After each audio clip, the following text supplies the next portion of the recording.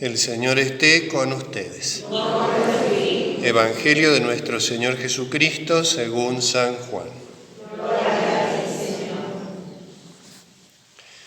Dijo Jesús: Dios amó tanto al mundo que entregó a su Hijo único para que todo el que cree en Él no muera, sino que tenga vida eterna. Porque Dios no envió a su Hijo para juzgar al mundo, sino para que el mundo se salve por Él. El que cree en Él no es condenado. El que no cree ya está condenado porque no ha creído en el nombre del Hijo único de Dios. Palabra del Señor. Gloria a ti, Señor Jesús.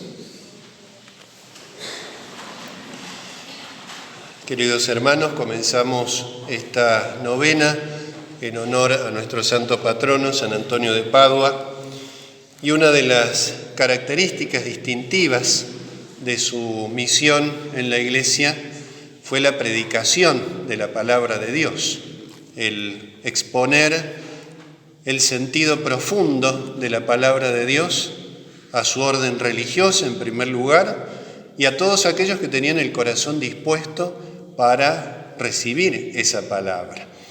Y por eso a lo largo de los días de esta novena vamos a ir reflexionando, meditando sobre algunos de los momentos más importantes en la historia de la salvación, tal como nos lo muestra la palabra de Dios, la Sagrada Escritura. Y en primer término, el comienzo mismo de la revelación bíblica con la creación. La primera frase, la frase inicial de la Biblia es: Dios creó el cielo y la tierra. En el principio, Dios creó el cielo y la tierra.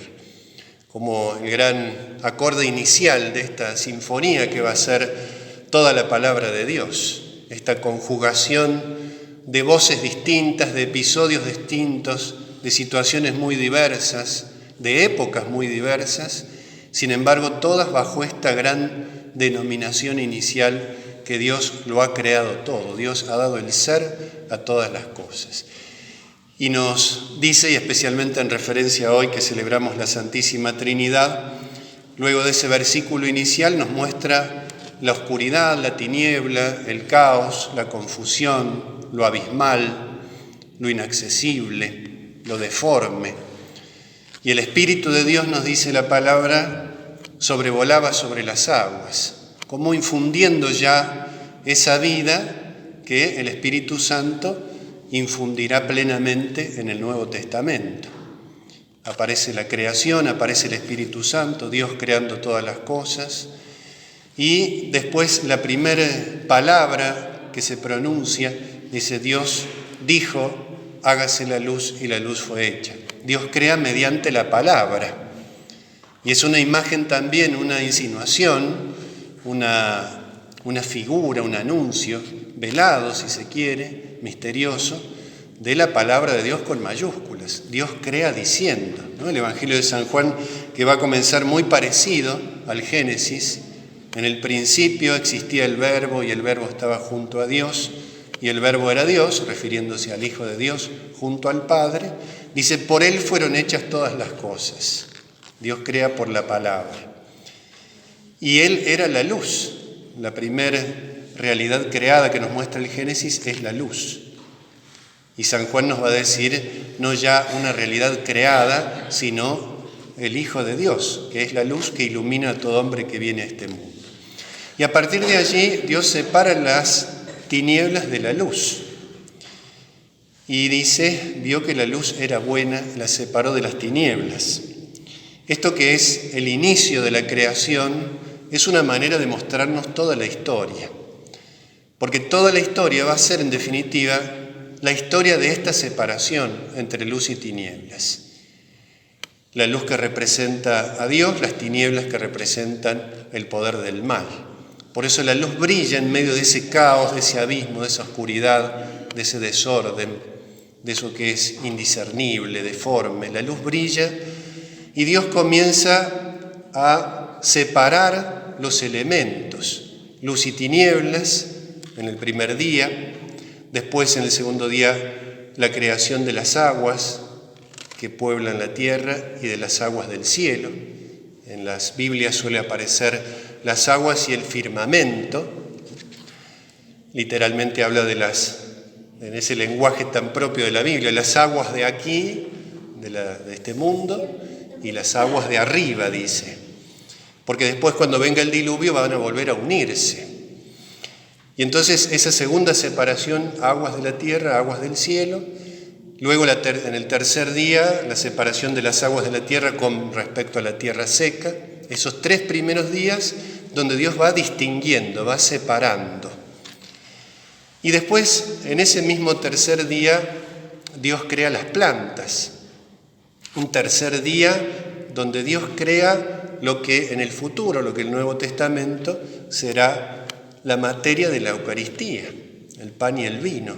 Son originalmente fruto de la creación del tercer día, lo cual ya nos da otra pauta más de lo que va a suceder en el Nuevo Testamento con el tercer día, porque el tercer día tiene que ver con la resurrección.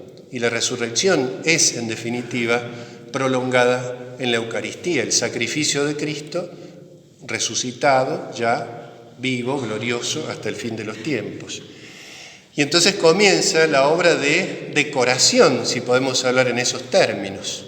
Si después leemos tranquilos los diversos días de la creación, nos vamos a encontrar con esto. Dios como un supremo artista, como un supremo artesano, que primero distingue, por así decir, los materiales para realizar la obra más bella que fue la creación.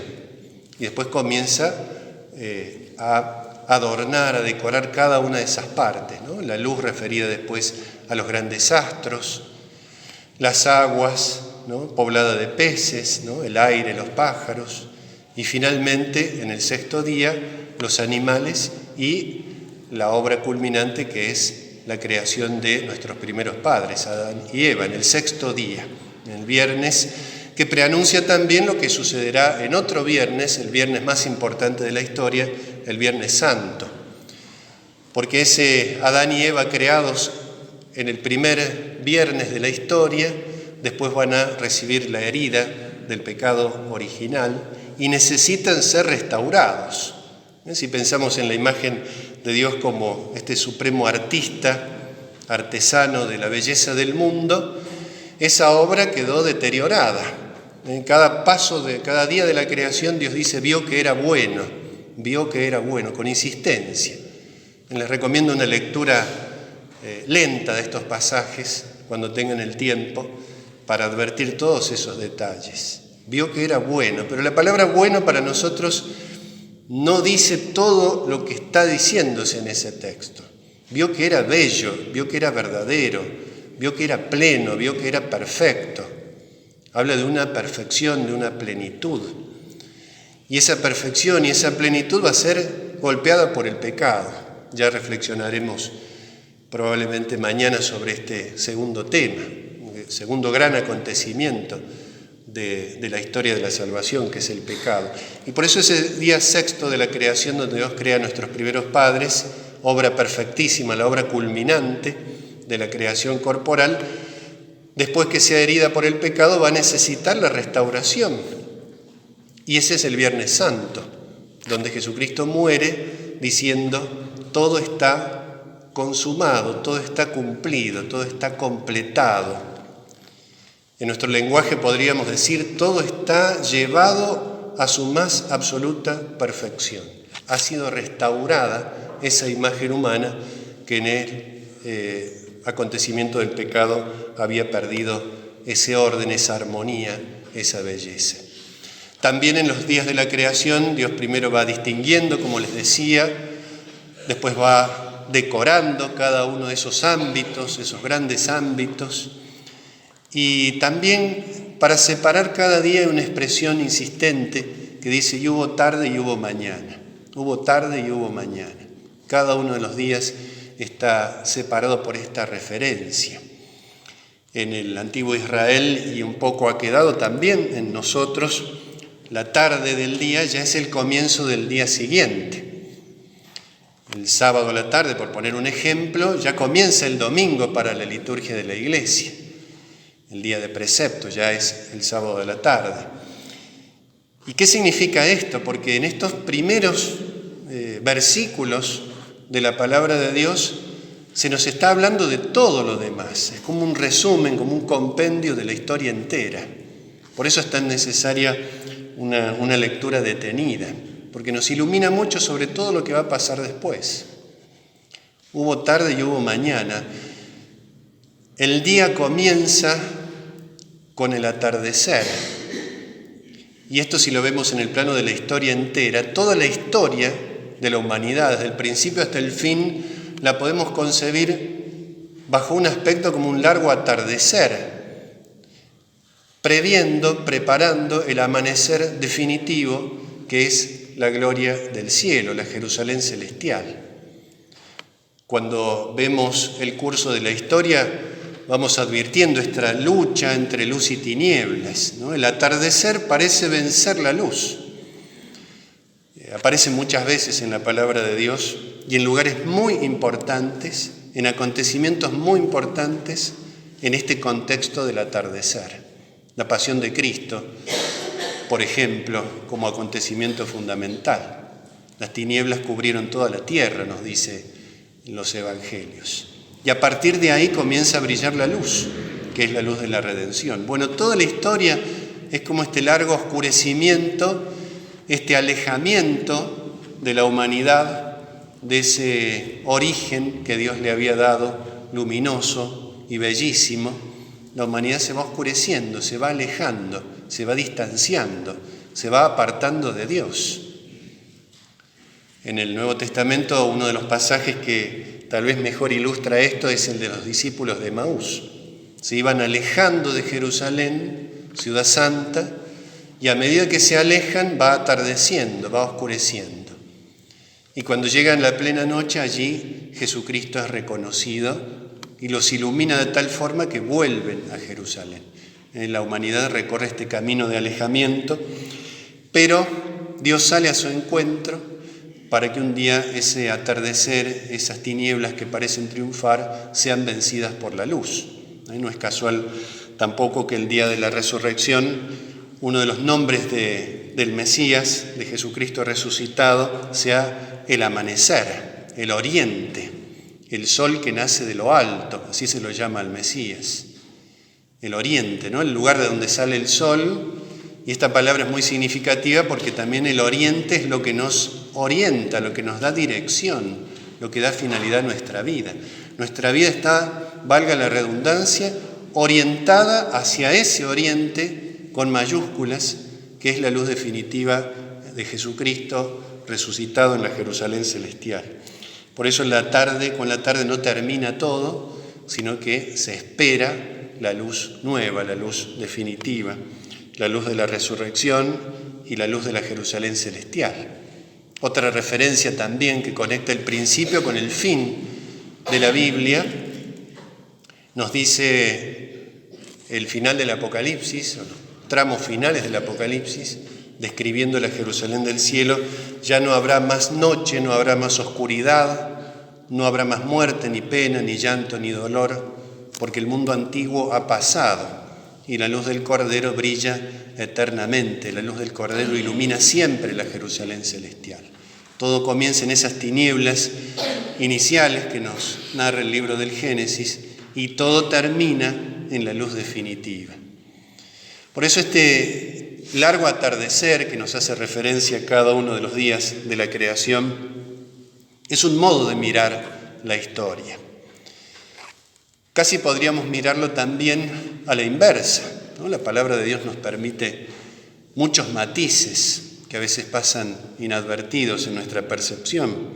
Podemos pensar la historia también como un largo amanecer, porque a través de los enviados que Dios va eligiendo en la historia, va llevando esa pequeña luz de la fe hasta que se haga la luz plena y definitiva en la patria del cielo. Dios crea a nuestros primeros padres y les da una tarea. Nos dice el libro del Génesis que tenían que labrar el jardín del Edén. Aparece ese primer jardín, también importantísimo. Cada una de estas frases, palabras, expresiones del libro del Génesis, especialmente en los comienzos, nos está hablando de todo el resto. Si uno sabe mirar con esa perspectiva toda la revelación bíblica. Y este trabajo de nuestros primeros padres no es solo un trabajo, no es solo algo que hacen, no es solo una obligación, es un acto de embellecimiento del mundo. Cuando Dios le dice a nuestros primeros padres que trabajen en ese jardín, es que continúen su obra. La obra armónica de la creación debe ser continuada por no solo Adán y Eva, sino también por todos nosotros. No es una historia del pasado. A veces uno lee la Biblia como si fueran historias antiguas y nada más. Es nuestra historia, es actual. Nosotros hemos sido puestos también en este jardín del mundo que está desolado por el pecado para embellecerlo, sobre todo con nuestras buenas acciones, para ejercer ese señorío que Dios nos ha concedido. Nos dio señorío, nos dio dominio, nos dice el libro del Génesis, pero no para que hagamos cualquier cosa con la creación ni con nuestra propia vida, sino para hacerla cada día más bella, para restaurarla. Nos hace partícipes de ese proceso de restauración. Y cada acción buena que realizamos influye de tal manera que crece la belleza en el mundo, aunque no nos demos cuenta. No se trata solo, a veces vemos nuestra vida cristiana como hacer obras buenas, moralmente buenas, verdaderas y buenas, por supuesto que esto es así, pero no nos olvidemos que también son bellas. Hay belleza en una obra buena, hay armonía. Cuando Jesucristo se presenta a los apóstoles como el buen pastor, usa esa palabra que también nos engaña un poco. Buen pastor. No es solo bueno, es bello, es perfecto, es pleno. Nos atrae para que vivamos como Él vive. Así vivieron los santos. Esto es lo que no solamente entendió, sino vivió San Antonio de Padua, en la tarea que él le tocó vivir y practicar en su tiempo y en sus circunstancias. Pero los santos y todos nosotros que estamos llamados a ser santos tenemos también esa misma misión, embellecer el mundo con nuestra presencia, con nuestras buenas obras, con nuestras buenas acciones, con la ofrenda de nuestros sacrificios, asociándolo siempre a la pasión redentora de nuestro Salvador. Pidámosle entonces al Señor que nos conceda en esta Santa Misa recibir su presencia en lo profundo de nuestra alma. Nuestra alma también es como un jardín donde Dios tiene que estar presente, curándonos, sembrando la buena semilla, extirpando aquello que nos aleja del Señor. Pidámosle esa gracia, que esté siempre presente y que por intercesión de San Antonio de Padua nos animemos a vivir cada día con más plenitud esta misión que el Señor nos ha confiado. Pidámosle esta gracia con mucha fe y con mucha humildad. Que así sea.